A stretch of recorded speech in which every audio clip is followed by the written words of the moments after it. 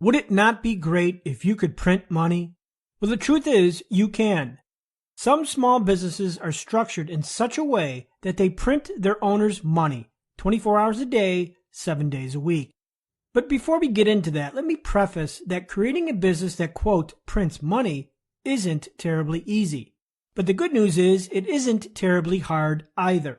At least not as hard as getting up at 6 in the morning, hopping in a car, fighting traffic, working a job you hate, saving 10% of your paycheck for 50 years while you wait for retirement until some God-forsaken year.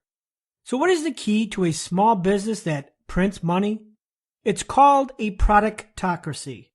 A productocracy is a product or service that has distinctive value skew in the marketplace, which incites unsolicited recommendations from its current customers, creating new customers.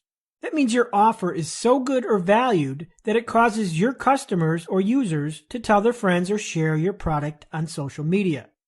In effect, this causes the mathematical anomaly of 1 + 1 = 3. The beauty of a productocracy is that businesses that possess this holy grail don't need to advertise, and yet they still grow or consistently sell.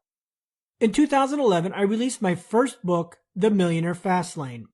Despite the get-rich-quick sounding title, which has turned off thousands of would-be readers, the book has consistently sold thousands and thousands of copies year after year, millions of dollars in sales.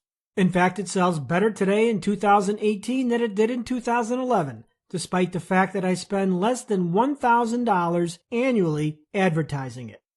So why does this book still sell despite the less than stellar title and a bevy of haters who like to discredit its mathematically based message? It's because of a productocracy.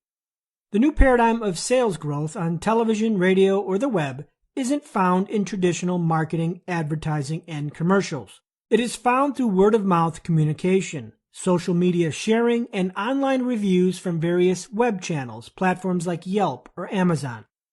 Any business venture I pursue, whether it's a new book, new product, or a new service, I seek to achieve a productocracy. If I can't prove a productocracy, user raves, recommendations, reviews, I either work until one exists by using the act, assess, adjust model, the 3 A's, or I don't continue the business. Yes, I quit and go do something else. So think of the last 5 things you bought: a book, a food product, a restaurant visit.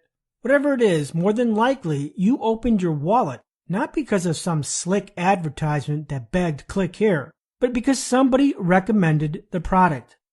This is how money moves from the pockets of consumers to producers at accelerated rates without advertising.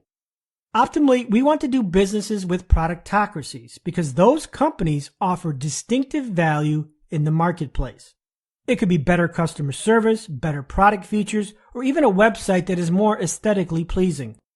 One tell that you're not dealing with a company or a business who is offering a productocracy is how much they advertise.